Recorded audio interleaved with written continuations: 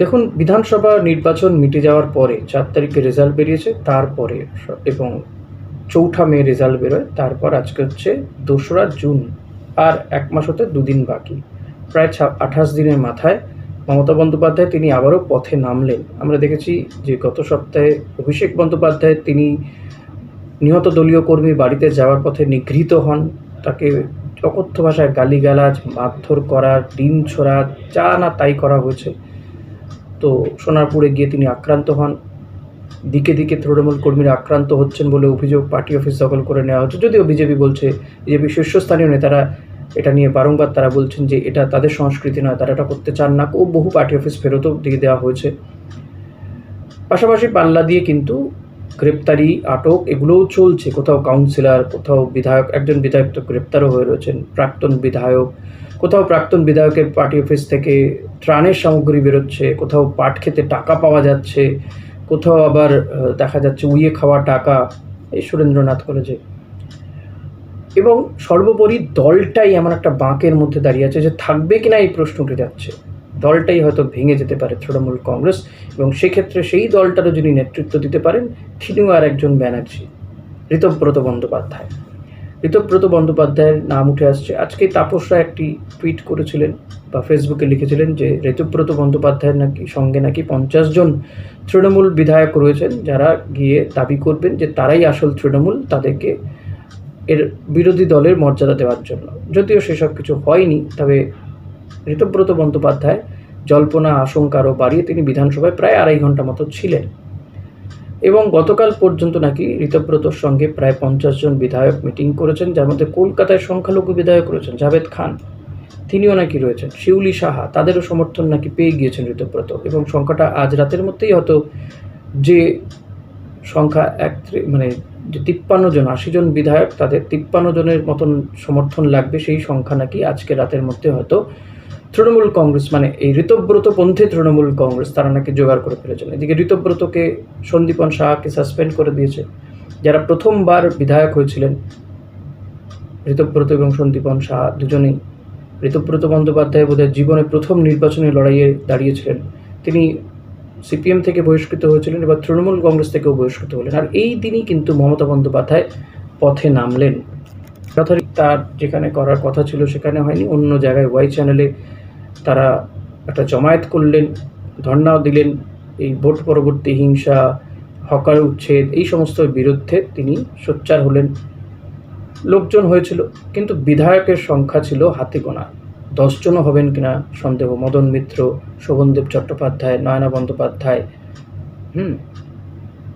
কুণাল ঘোষ, অসীমা পাত্র, ৫-৬ জন এরা উপস্থিত ছিলেন। কয়েকজন সাংসদ ছিলেন, কল্যাণ বন্দ্যোপাধ্যায়, দোলা সেনরা উপস্থিত ছিলেন, ডেরেক ওব্রায়েন উপস্থিত ছিলেন। কুণাল ঘোষ তো আবার অসুস্থ হয়ে পড়েন, মাঝখানে তিনি বিধানসভাতে যান।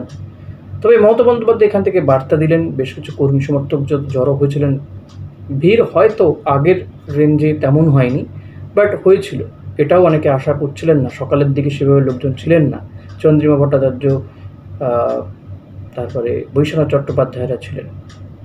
মমতা বন্দ্যোপাধ্যায় তিনি বক্তব্য রাখলেন। প্রথমে তো মাইকই পাচ্ছিলেন না, পরবর্তীতে জোগাড় করার কোনো মতে বক্স লাগিয়ে বক্তব্য রাখেন। প্রচুর পুলিশ ছিল, এবং আমার পরিচিত যে সমস্ত সাংবাদিকরা গিয়েছিলেন তাদের বক্তব্য, যত না দলের কর্মীদের ভিড়ে সমস্যা হচ্ছিল, কাজ করতে সমস্যা হচ্ছিল, এত বিপুল সংখ্যক পুলিশের জন্য ধাক্কি হচ্ছিল। যাই হোক, কোনো অপ্রীতিকর ঘটনা ঘটেনি, একমাত্র কুণাল ঘোষ কিছুটা অসুস্থ হয়ে পড়া ছাড়া। কিন্তু প্রশ্ন হচ্ছে, প্রায় এই ২৬, ২৭, ২৮ দিন পরে মমতা বন্দ্যোপাধ্যায় পথে তো বেরোলেন, দলকে কি উজ্জীবিত করতে পারবেন? দলের একাধিক বিধায়ক আসেননি, একাধিক মানে প্রায় ৭০ জনের মতন বিধায়ক অনুপস্থিত। দুজনকে যদি বাদ দিয়ে দেওয়া হয়, ৭৮ জন হচ্ছে,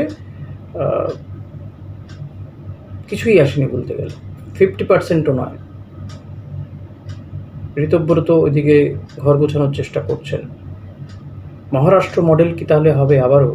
মহারাষ্ট্রে দেখা গেছিলো একনাথ শিন্ডে কিংবা অজিত পাওয়াররা, তারা প্রধান দলের, মানে প্রধান শিবসেনা দল তৈরি করেছিলেন। একনাথ শিন্ডেপন্থী দল হয়ে গেল। শিবসেনার যে চিহ্ন, সেটা তারা, সিম্বলটা তারা নিয়ে নিয়েছিলেন। অজিত পাওয়ার এনসিপির সিম্বলটা তারা নিয়ে নিয়েছিলেন, তারাই প্রধান এনসিপি হয়ে উঠলেন। এক্ষেত্রে কি ঋতব্রত বন্দ্যোপাধ্যায়রা হয়ে উঠবেন মূল তৃণমূল। ঋতব্রত বন্দ্যোপাধ্যায় বলছেন যে তৃণমূল হাইজ্যাক হয়ে গেছে, এবং এক্ষেত্রে তার বক্তব্য যে ওই আইপ্যাকের মতন কর্পোরেট সংস্থা দ্বারা তৃণমূলটা হাইজ্যাক হয়ে গেছে। মমতা বন্দ্যোপাধ্যায়ের প্রতি তার শ্রদ্ধা। এই ঋতব্রত বন্দ্যোপাধ্যায় মমতা বন্দ্যোপাধ্যায়কে কিন্তু লেলিন বলেছিলেন। তো এখানে ঋতব্রত বন্দ্যোপাধ্যায় তিনি এখন দল ভাঙানোর কাজে লিপ্ত হয়েছেন বলে অভিযোগ। যদিও ঋতব্রত তিনি তার এবং এই সন্দীপন সাহার দায়িত্ব নিতে পারেন, বাকিদের দায়িত্ব নিচ্ছেন না। সব মিলিয়ে রাজ্য রাজনীতিতে যত না শাসক দলের কাজ নিয়ে আলোচনা হচ্ছে, এই গোটা 2-1 দিন বিরোধী দল থাকবে কি থাকবে না, তৃণমূলটা থাকবে কি থাকবে না, সেটা নিয়ে অনেক বেশি চর্চা হচ্ছে। আর সেটা বেড়েছে, চর্চাটা ত্বরান্বিত হয়েছে। অভিষেক বন্দ্যোপাধ্যায় তার আগে থেকেই যে আক্রান্ত হলেন, তার আগে থেকেই চড়ছিল, সেদিন থেকে তৃণমূল কংগ্রেস আবার বেরিয়ে এলো। এখানেই বামেদের বক্তব্য যে তৃণমূল অপ্রাসঙ্গিক হয়ে পড়ছিলেন, ঘরে ঢুকে গিয়েছিলেন, শীত ঘুমে চলে গিয়েছিলেন, সেখান থেকে বিজেপি তাকে অক্সিজেন দিল কোথাও গিয়ে। আর মমতা বন্দ্যোপাধ্যায় বিরোধী নেত্রী হিসেবে যে কতটা ভয়ঙ্কর হতে পারে সেটা তো সিপিএম হারে হারে বোঝে। আবার সিপিএমকে দূরে রাখার জন্যই কি আরএসএস তৃণমূলকে একটু অক্সিজেন দেওয়ার চেষ্টা করলো? এই প্রশ্নও কিন্তু সিপিএম তুলে দিচ্ছে যে তৃণমূল উঠলে উঠুক, কিন্তু বামেরা নয়। অনেক প্রশ্ন রাজ্য রাজনীতিতে জল খোলা হচ্ছে, অনেক কিছু নিয়ে চর্চা চলছে, কিন্তু সবচেয়ে বড় প্রশ্ন যে মমতা বন্দ্যোপাধ্যায় তিনি কি তার দলটাকে বাঁচাতে পারবেন? শেষমেশ পথে তো বেরোলেন। আর এক বন্দ্যোপাধ্যায়, যাকে তিনি তৃণমূল কংগ্রেসে জায়গা দিয়েছিলেন, সাংসদ করেছিলেন, বিধায়ক করেছিলেন, সিপিএম তাকে বহিষ্কার করেছিল। ফলত মমতা বন্দ্যোপাধ্যায় পথে তো বেরোলেন, রাস্তায় নামলেন, পথই পথ দেখাবে, লড়াই করে বাঁচতে চাইছেন, কিন্তু অনেক লড়াই করার জায়গা তৈরিও হচ্ছে। এই যে হঠকারী সিদ্ধান্ত নিয়ে বুলডোজার দিয়ে ভেঙে দেওয়া হচ্ছে, হকারদের উচ্ছেদ করা হচ্ছে স্টেশনে স্টেশনে, হকাররা আন্দোলন করছে, বামেরা তাদের পাশে রয়েছে, এখানে তো তৃণমূলের যাওয়ার কথা ছিল। কিন্তু তার থেকেও বড় বিষয় হয়ে দাঁড়িয়েছে যে দলটা তো আদৌ থাকবে, রাখতে পারবেন কি মমতা বন্দ্যোপাধ্যায় দলটাকে ধরে? এটা কিন্তু এই মুহূর্তে রাজ্য রাজনীতিতে সবচেয়ে বড় প্রশ্ন। মমতা বন্দ্যোপাধ্যায় দিল্লি দেখছেন, কিন্তু দিল্লি দেখতে গেলেও তো তার দলটা রাখতে হবে। কাকলি ঘোষ দস্তিদার সাংসদ, তিনি কি থাকবেন? তিনি দলীয় সমস্ত পদ থেকে পদত্যাগ করেছেন। শান্তনু সেন, সুখেন্দু শেখর রায়রা বিদ্রোহী হয়ে উঠেছেন। আর নবতম সংযোজন ঋতব্রত কিংবা এই স্বর্ণকমল সাহার ছেলে সন্দীপন সাহা, অরূপ চক্রবর্তীরা, এদেরকে ধরে রাখতে পারবেন? এরা আবার আরও কিছু মানুষকে, কিছু বিধায়ককে ইন্ধন যোগাচ্ছেন। সব মিলিয়ে একটা ডামাডোল পরিস্থিতি তৃণমূলের অন্তরে। আর এতে হাসছে, আনন্দ পাচ্ছে ভারতীয় জনতা পার্টি। যদি ঋতব্রত বন্দ্যোপাধ্যায় তৃণমূল কংগ্রেসটা তৈরি করেন, তাহলে কিন্তু সেটা বিজেপিরই বি টিম হবে, এটার বলার অপেক্ষা রাখে না। এটা বলছেন শুভঙ্কর সরকার, প্রদেশ কংগ্রেসের সভাপতি। সব মিলিয়ে আগামী দিনের রাজ্য রাজনীতি বেশ ইন্টারেস্টিং হয়ে উঠছে, নজর রাখতে হবে সেদিকে। আর আপনাদের নজর রাখতে হবে আমার এই চ্যানেলে। Thank you, good by.